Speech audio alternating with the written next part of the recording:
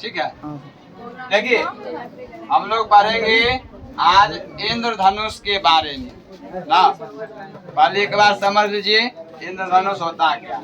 देखिए जब बारिश होती है ना, बारिश में असंख्य बूंदें होती है और वो नीचे की ओर आ रही होती है।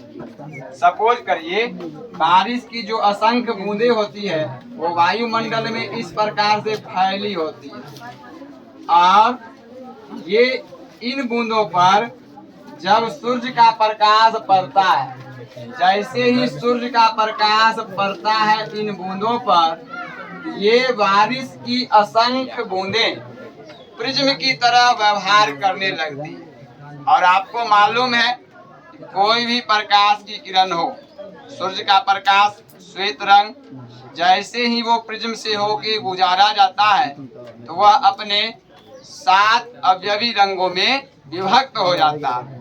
ये जो बारिश की असंख्य बूंदें होती है ये प्रिज्म की तरह कार्य करने लगती है, जिस पर सूर्य का प्रकाश पड़ते ही यह 7 अलग अलग रंगों में बटने लगती है और फल स्वरूप हमें क्या दिखाई पड़ती है? इंद्रधनुष दिखाई पड़ती है ना। हम लोग क्या कह सकते हैं कि बारिश की असंख्य बूंदें जब धूप के संपर्क में आती है तो वह प्रिज्म के जैसा व्यवहार करने लगती है, जिस पर सूर्य के प्रकाश के पड़ते ही वह अपने 7 अवयवी रंगों में टूटने लगती है। फल स्वरूप हमें इंद्रधनुष दिखने लगता है। अब ध्यान देना है कि इंद्रधनुष बारिश के मौसम में दिखता है और बारिश समाप्त होने पर, ध्यान रखना है, बारिश समाप्त होने पर हमें इंद्रधनुष का दर्शन होता है ना। अब है क्या कि हम लोग इंद्रधनुष को किस दिशा में देखते हैं ना। सवाल पूछा भी जाता है कि सुबह में इंद्रधनुष किस दिशा में आपको दिखेगा। तो ध्यान रखना है कि आप अपनी पीठ को जब सूर्य की ओर करके खड़े होते हैं तब आपको इंद्रधनुष दिखाई देता है। ये बात ध्यान रखना, सूर्य की ओर पीठ करना है। जैसे सुबह है, सुबह में सूर्य किधर होगा? पूर्व में होगा। आप पूर्व की ओर पीठ जैसे ही करिएगा आपको कौन सा भाग दिखेगा? पश्चिम दिखेगा और उसी पश्चिम दिशा में आपको इंद्रधनुष दिखाई पड़ेगा। इसका मतलब है सुबह में इंद्रधनुष किस दिशा में दिखाई पड़ता है? पश्चिम दिशा में दिखाई पड़ता है। यही घटना यदि शाम के समय हो जाए तो शाम में हम लोग अपनी पीठ को पश्चिम की ओर करके खड़े होंगे, सूर्य की ओर करके खड़ा होना, तो हम किस भाग को देखेंगे? पूर्व दिशा को देखेंगे। इसका मतलब है शाम के समय में इंद्रधनुष पूर्व दिशा में दिखता है। अगर कभी सवाल पूछ दे कि दोपहर के समय में इंद्रधनुष दिखता है या नहीं, तो ध्यान रखना है कि दोपहर के समय इंद्रधनुष बिल्कुल ही नहीं दिखता। सुबह में यदि पूछेगा तो इंद्रधनुष किस दिशा में? पश्चिम दिशा में। शाम में यदि पूछा तो पूर्व दिशा में, और दोपहर में पूछा तो नहीं दिखेगा, इंद्रधनुष नहीं दिखता। इसके बाद इंद्रधनुष बनने का कारण क्या होता? देखिए मुख्य कारण है कि जैसे ही इन बूंदों पे पड़ा, जो बूंदें प्रिज्म की तरह कार्य कर रही थी, यह 7 अलग अलग रंगों में प्रकाश की किरण को क्या किया? विभक्त कर दिया। और जब 7 अवयवी रंगों में टूटता है तो इस घटना को वर्ण विक्षेपण कहते हैं। क्या कहते हैं? वर्ण विक्षेपण कहते हैं। तो इंद्रधनुष बनने का मुख्य कारण वर्ण विक्षेपण होता है। क्या होता है? वर्ण विक्षेपण होता है। इसके साथ इसमें अपवर्तन की घटना भी होती है। कौन सी? अपवर्तन की घटना भी होती है। इसके साथ इसमें पूर्ण आंतरिक परावर्तन भी होता है। पूर्ण आंतरिक परावर्तन या इसी का एक और नाम होता है जिसको बहुलित परावर्तन कहते हैं। क्या कहते हैं? बहुलित परावर्तन कहते हैं। कहीं कहीं पर इसी को आप परावर्तन भी कह सकते हैं। ध्यान रखना, इसी को क्या कह सकते हैं? परावर्तन भी कह सकते हैं। तो क्वेश्चन पूछता है ऑब्जेक्टिव में, इंद्रधनुष बनने का कारण क्या है? तो ऑप्शन के अनुसार हम लोग को आंसर लगाना। अगर पूछे इंद्रधनुष का कारण क्या है और ऑप्शन में दे दे वर्ण विक्षेपन, अपवर्तन, पूर्ण आंतरिक परावर्तन, परावर्तन, चारों ऐसा ही ऑप्शन दे दे, तब आपको वर्ण विक्षेपन पे टिक करना, जो इसका मुख्य रीजन है ना। इंद्रधनुष बनने का मुख्य कारण क्या है? वर्ण विक्षेपन। अगर ऑप्शन ऐसा ना दे, घुमा ले, दे दे ऑप्शन पहला वर्ण विक्षेपन, दूसरा दे दे अपवर्तन, तीसरा दे दे इनमें से दोनों, चौथा दे इनमें से कोई नहीं, आंसर क्या करना? इनमें से दोनों करना। अगर ऑप्शन दे दे वर्ण विक्षेपन, अपवर्तन, बहुलित परावर्तन, इनमें से सभी, तो आंसर क्या मारना है? इनमें से सभी मारना। अगर दे दे पूर्ण आंतरिक परावर्तन दे दे, परिकिरणन दे दे, विवर्तन दे दे, इनमें से कोई नहीं दे, वहां पे एक तो रीजन आ रहा है ना, कौन सा? पूर्ण आंतरिक परावर्तन, तो पहले उसको टिक करना। मतलब ऑप्शन के अनुसार हम लोग को आंसर टिक करना है। ध्यान रखना है कि इंद्रधनुष बनने का मुख्य कारण वर्ण विक्षेपन होता है, इसके साथ इसमें अपवर्तन की क्रिया भी शामिल होती है, पूर्ण आंतरिक परावर्तन भी होता है, और इसी पूर्ण आंतरिक परावर्तन को हम लोग बहुलित परावर्तन के नाम से भी जानते हैं, या इसी को सिंपली आप परावर्तन भी कह सकते हैं। अब ध्यान देना कि हम लोग जब भी इंद्रधनुष को देखते हैं ना, तो एक साथ दो दो इंद्रधनुष निर्माण होता है। हाँ, होता ये है कि एक इंद्रधनुष हम लोग को आसानी से दिखता और एक दिखाई नहीं पड़ता, लेकिन एक साथ दो इंद्रधनुष का निर्माण होता। कितने? दो इंद्रधनुष का निर्माण होता। दोनों एक दूसरे के ऊपर नीचे रहते, मतलब अगर एगो यहाँ पे आपको दिखा, इसके ऊपर एक और इंद्रधनुष रहेगा। ध्यान रखना, दोनों एक दूसरे के क्या होते हैं? ऊपर नीचे रहते। तो नीचे वाला जो इंद्रधनुष है, अंदर वाला जो इंद्रधनुष है, इसको हम लोग प्राथमिक इंद्रधनुष कहते हैं। क्या कहते हैं? प्राथमिक इंद्रधनुष। अंदर वाले इंद्रधनुष को, नीचे वाले इंद्रधनुष को क्या कहते हैं? प्राथमिक इंद्रधनुष कहते हैं। जबकि बाहर वाले इंद्रधनुष को या ऊपर वाले इंद्रधनुष को द्वितीयक इंद्रधनुष कहते हैं। क्या कहते हैं? द्वितीयक इंद्रधनुष कहते हैं। इस प्रकार इंद्रधनुष दो प्रकार का होता है। कितने प्रकार का? दो प्रकार का, प्राथमिक और द्वितीयक। ध्यान रखना है कि प्राथमिक इंद्रधनुष जो होता है ना, वो ज्यादा चमकीला होता है, इसलिए हम लोग को आसानी से दिख जाता है। कोई भी चीज चमाचम करेगा, मेला लगाते आते होंगे ना, देखते होंगे चमचमिया सब दूरी से दिख जाता है, हाँ वहां पे जा रहा ना। तो जो ज्यादा चमकीला है वो हम लोग को दिख जाता है, तो प्राथमिक इंद्रधनुष हम लोग को आसानी से दिख जाता है। द्वितीयक इंद्रधनुष जो होता है वो कम चमकीला होता है। कैसा होता है? कम चमकीला होता है। दूसरी बात, जो चमकीला होता है वो हमारी आंखों पे तीव्र गति से पड़ता है, तो यह इंद्रधनुष तीव्र होता है, और यह जो है फीका होता, चमकवे नहीं करता, फीका होता। अगर आगे देखिएगा तो इसका जो है बाहरी कोर लाल रंग का होता, और इसका बाहरी कोर जो है बैगनी कलर का होता। इसका भीतरी कोर बैगनी होता है, तो इसका भीतरी कोर लाल होता। इसके अलावे और जानिएगा, इसकी जो कोणीय चौड़ाई होती है वो कम होती है, लगभग 2 डिग्री ही होती है, और इसकी कोणीय चौड़ाई ज्यादा होती है, उससे 1 डिग्री ज्यादा 3 डिग्री होती है। अगर इससे और विशेष जानिएगा तो प्राथमिक इंद्रधनुष में 2 बार अपवर्तन, कितनी बार? 2 बार अपवर्तन, 1 बार पूर्ण आंतरिक परावर्तन होता। तो आपसे पूछेगा 2 बार अपवर्तन और 1 बार पूर्ण आंतरिक परावर्तन से किस प्रकार का इंद्रधनुष बनता है? प्राथमिक इंद्रधनुष। सवाल घुमा दे, प्राथमिक इंद्रधनुष बनता है, ऑप्शन में रहेगा, टिक करना है कि 2 बार अपवर्तन और 1 बार पूर्ण आंतरिक परावर्तन से। जबकि द्वितीयक इंद्रधनुष 2 बार अपवर्तन तो होता ही है, इसमें 2 बार पूर्ण आंतरिक परावर्तन भी होता है ना। इतना हम लोग को इंद्रधनुष के बारे में पढ़ना। क्या करेंगे? बारी बारी से हम लोग इसको लिखेंगे। देखिए, लिखी हुई चीज लिखने से क्या होता है, सुनने से तो याद रहता ही है, लेकिन सारा याद नहीं होता। और एक बार लिख लेने से क्या होता है, आसानी से याद हो जाता है। और इसको जब आप घर पे 1-2 बार प्रैक्टिस करिएगा, ज्यादा नहीं, 5 दिन 10 दिन में एक बार भी अपना कॉपी पलट के देख लीजिएगा, तो आपको सारा का सारा याद रहेगा ना। याददाश्त कमजोर क्यों होता है, लोग उसको रिवाइज नहीं करता है। डेली प्रैक्टिस करना।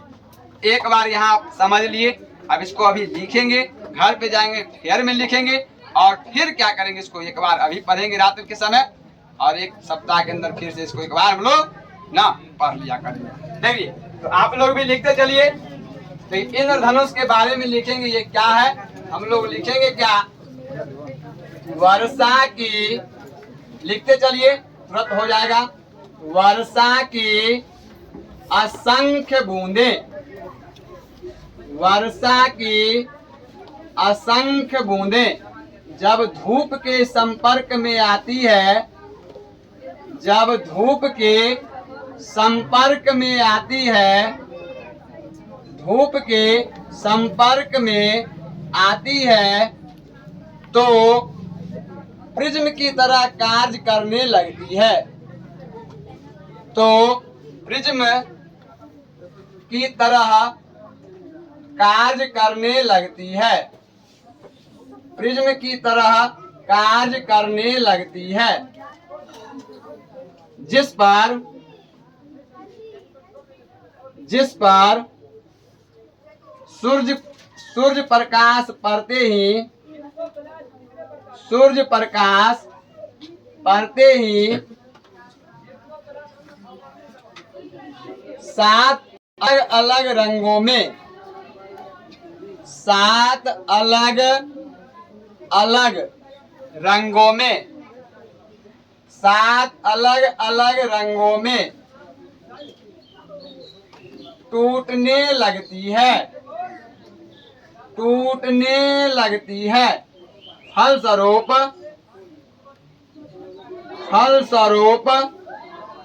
हमें इंद्रधनुष दिखाई पड़ता है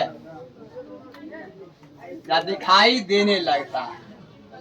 फलस्वरूप हमें इंद्रधनुष दिखाई देने लगता है। सेकेंड लाइन हम लोग लिखेंगे, जब हम अपनी पीठ को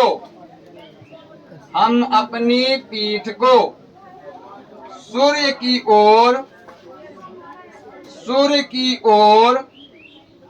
करके खड़े होते हैं, सूर्य की ओर करके खड़े होते हैं, तो हमें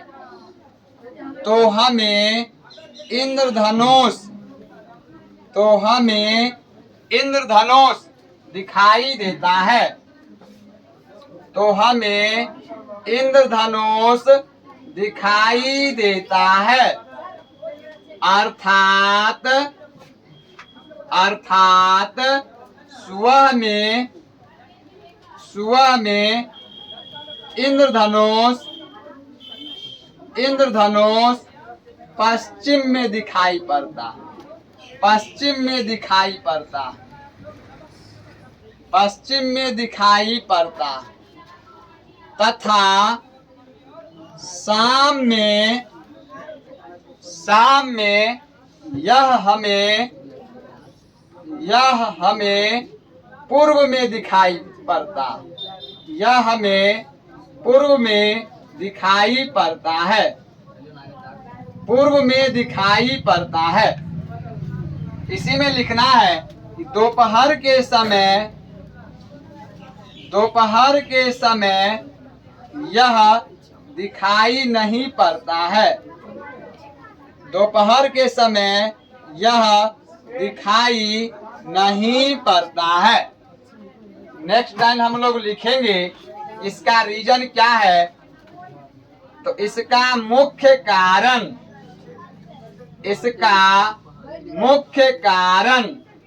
वर्ण विक्षेपण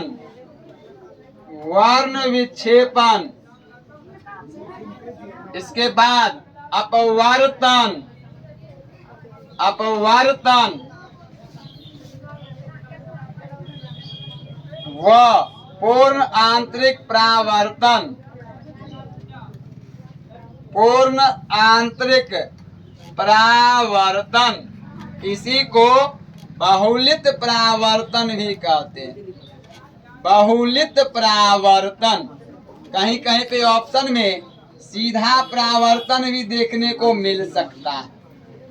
तो इसका मुख्य कारण वर्ण विक्षेपन, अपवर्तन व पूर्ण आंतरिक परावर्तन, बहुलित परावर्तन या उसी को परावर्तन कहते हैं,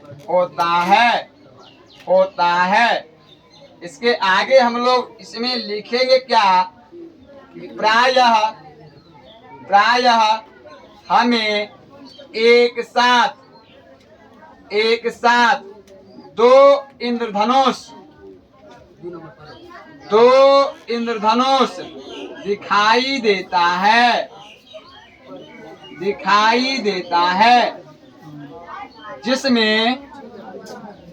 जिसमें अंदर वाले को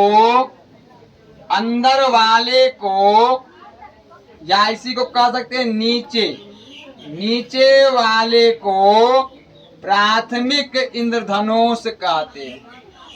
नीचे वाले को प्राथमिक इंद्रधनुष कहते हैं, प्राथमिक इंद्रधनुष कहते हैं, तथा बाहर वाले या ऊपर वाले को द्वितीयक इंद्रधनुष कहते हैं, द्वितीयक इंद्रधनुष कहते हैं, द्वितीयक इंद्रधनुष कहते हैं। चलिए यहाँ तक लिख लिए हैं ऊपर वाला, एक बार फिर से सुन लीजिए, 2 मिनट सुन लीजिए। देखिए क्या कहता है, इंद्रधनुष कैसे बनता है। तो बारिश में असंख्य बूंदें और जब वो धूप के संपर्क में आती है तो प्रिज्म की तरह कार्य करने लगती है, और उस प्रिज्म पर जैसे ही सूर्य का प्रकाश पड़ता है तो वह 7 अलग अलग रंगों में टूटने लगता है।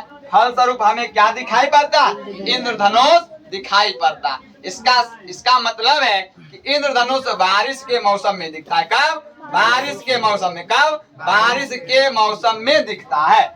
अब देखिए दूसरा लाइन है कि जब हम अपनी पीठ को सूर्य की ओर करके खड़े होते हैं तो हमें इंद्रधनुष दिखता है। इसका मतलब है कि सुबह में इंद्रधनुष पश्चिम दिखता है और शाम के समय में इंद्रधनुष पूर्व की दिशा में दिखता है, और दोपहर में यह बिल्कुल नहीं दिखाई पड़ता।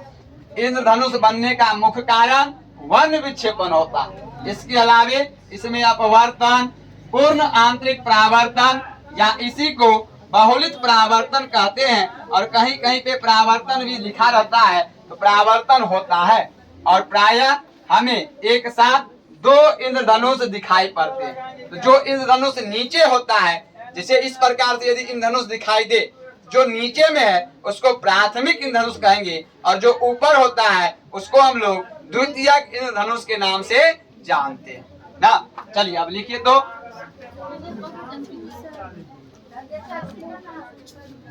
देखिए 2 तरह होता है, रेनबो जो है 2 प्रकार का होता है। इंद्रधनुष 2 प्रकार का होता है।